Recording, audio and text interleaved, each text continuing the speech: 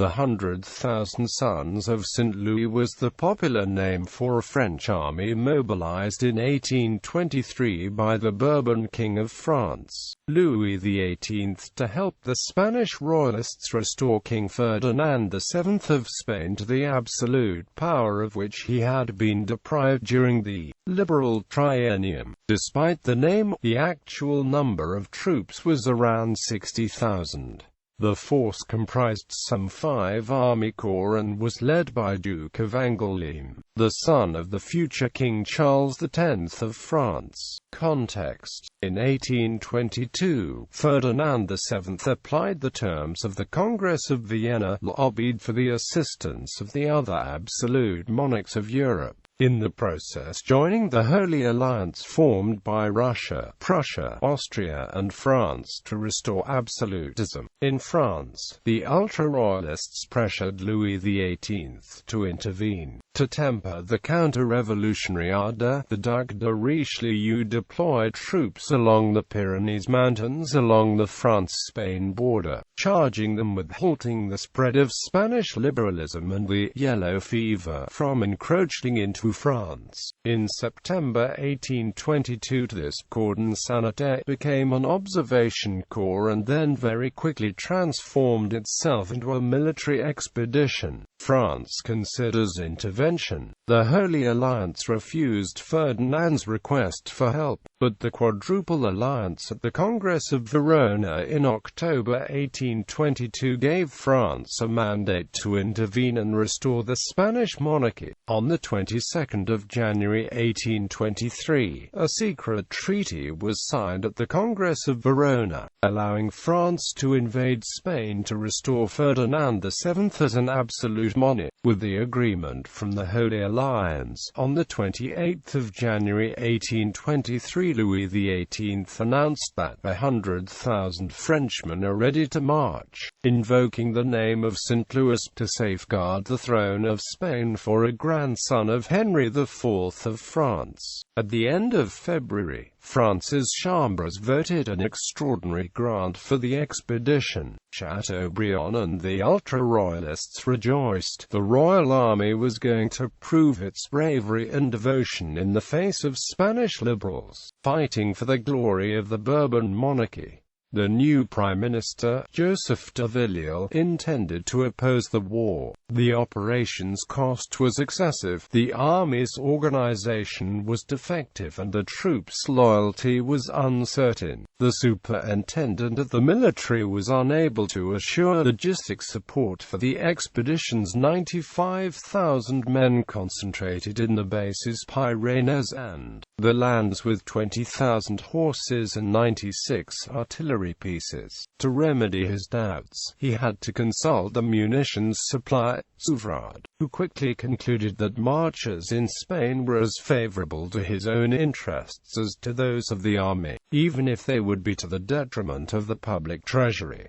French force command structure. The organization of the expedition's command structure posed many problems. Pro-Bourbon commanders had to be given the full chance to exercise the roles they had so recently been given by the Bourbon Restoration without compromising the army's loyalty or efficiency. The solutions was to give the secondary commands to former émigrés and Vendéens and the primary ones to former generals of the Revolution and First Empire. The Duc d'Angoulême, whose father was of Charles X, was made commander-in-chief of the armée acute des Pyrénées despite his lack of military experience, but he agreed to hold it as a merely honorary role overseeing only the political direction of the expedition, leaving its military direction to Major General Armand Charles Guillemino, a tried-and-tested general of the First Empire. 4 of the 5 army corps were placed under generals who had fought for Napoleon: Marshal Nicolas Charles Oudinot, Duc de Reggio, General Gabriel Jean-Joseph Molitor, Marshal Bon-Adrien Ginot de Moncey, Duc de Conigliano and General Etienne Tardif de Pomereux de Bourdesul. The Prince of Hohenlohe commanded the Third Corps, the least trusted of the five, with only 2 divisions and 16,000 loyalty. The expedition was made up of regiments in which many of the officers, NCOs and men had been marked by memories of the Napoleonic Wars and so were disposed more kindly towards the Liberals than the French and Spanish Bourbons were. The Liberals hoped to dissuade them from fighting for monks against liberty. Villèle was worried at the propaganda in bars and billets, and a song by Béranger spread throughout March and April inciting the soldiers to mutiny. Course outbreak on the 6th of April, the doubts of some and the illusions of others dispersed. On the banks of the Bidassoa, 500 Liberal French and Piedmontese men faced off against the forward positions of the 9th Light Infantry Regiment. Brandishing a tricolour flag and singing La Marseillaise, they incited the soldiers not to cross the frontier. The king's infantrymen hesitated until General Louis Vallon rushed to them and ordered them to open fire. Several of the demonstrators were killed and the others dispersed. Many of them joined Englishmen under Colonel Robert Thomas Wilson, Belgians under Jenssens and other French or Italian volunteers to form a Liberal Legion and a squadron of Liberty Lancers to fight beside the Spanish constitutional forces. The following day, on the 7th of April, the 100,000 sons of St. Louis, under the Duke of Angoulême,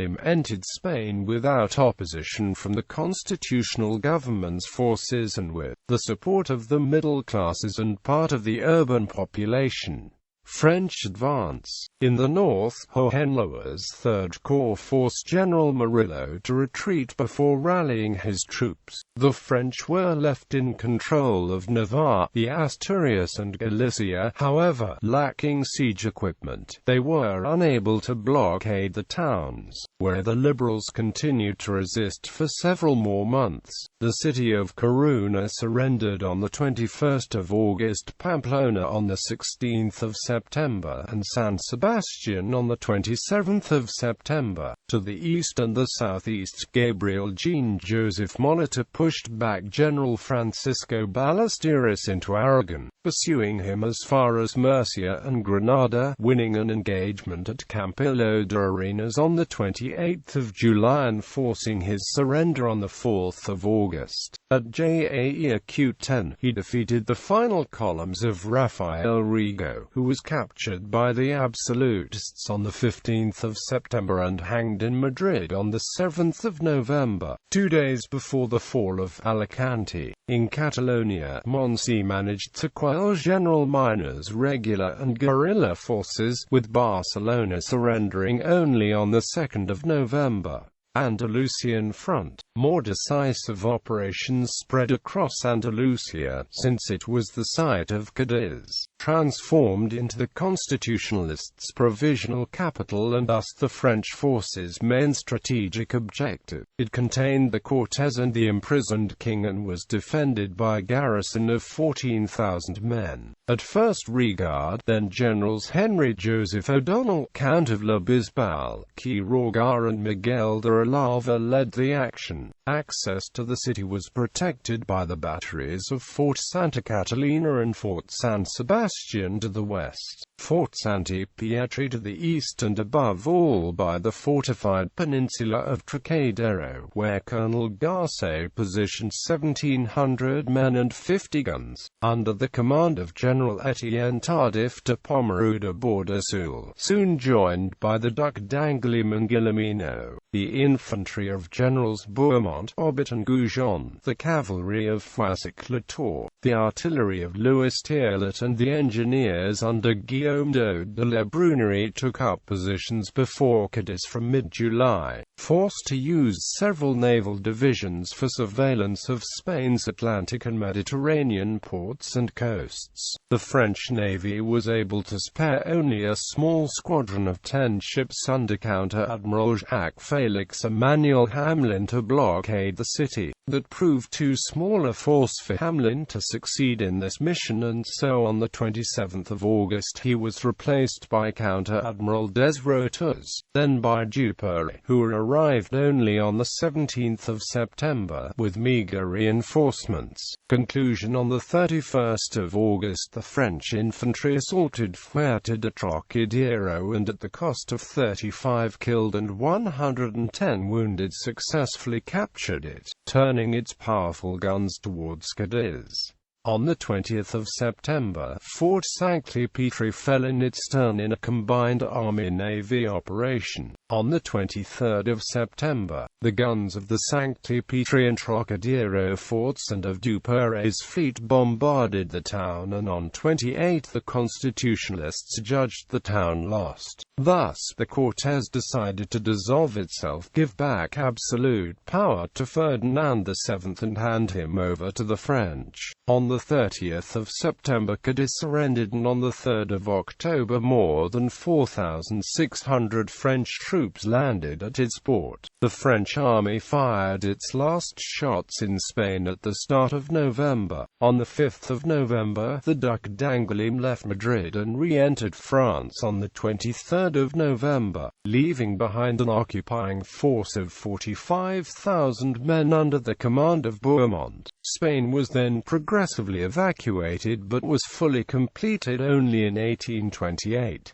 Unexpectedly, Ferdinand took ruthless revenge on his opponents, revoked the 1812 constitution, and restored absolute monarchy to Spain. Consequences: the Liberals thus negotiated the return in exchange for Ferdinand's oath to respect the Spanish laws. However, on the 1st of October 1823, feeling bolstered by French forces, Ferdinand broke his oath and again repealed the Constitution of Cadiz and declared null and void all the acts and measures of the Liberal government. The war also seriously disturbed Spanish efforts to crush the independence struggles in Latin America. The last forces in mainland South America were defeated in the Battle of Ayacucho in 1824. François René de Chateaubriand, foreign minister in France's Villèle government, contrasted the expedition's success with France's failure in the Peninsular War. Allusions. During the Spanish Civil War, the Carabineros of Republican Spain were nicknamed the 100,000 Sons of Negrin. It is ironic that the nickname was adopted since they were on the side opposing the Nationalists, who were supported by the Carlists, which sought to restore the House of Bourbon-Parma to the Spanish throne. Bibliography. In French Encyclopédie Universalis, Paris, Volume 18, 2000. Larousse, Tome 1, 2, 3, Paris, 1998. Caron, Jean-Claude, La France de 1815 à 1848, Paris, Armand Colin, Col.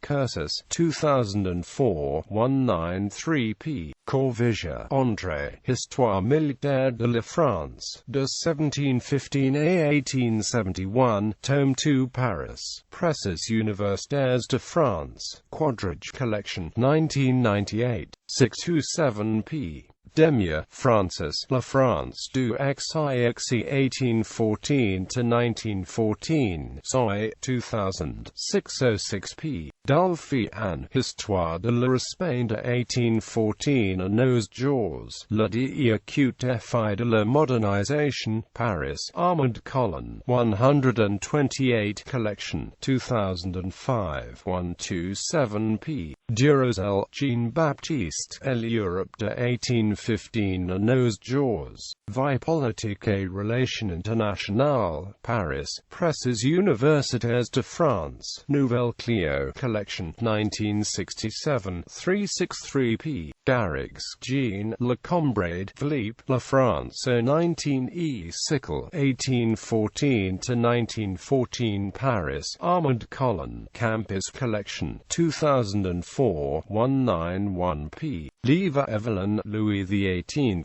Paris, Fayard, 1998, 597p. Jean Sarel, un homme d'Écoute espagnol, Martínez de la Rosa. In Spanish, Miguel Artola Gallegard, La España de Fernando VII. Jonathan Harris, Los Escritos de Codificación de Jeremy Bentham y su recepción en el primer liberalismo español, Te Acutelos. Revista Iberoamericana de Estudios Utilitaristas 8, 9-29.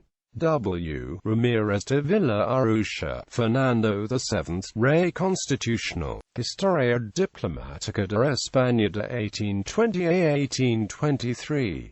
In English, Raymond Carr, Spain 1808-1975. Charles W. Fehrenbach, Moderados and Exaltados. The Liberal Opposition to Ferdinand VII, 1814-1823, Hispanic American Historical Review 50, 52-69. Jonathan Harris, An English Utilitarian Looks at Spanish American Independence.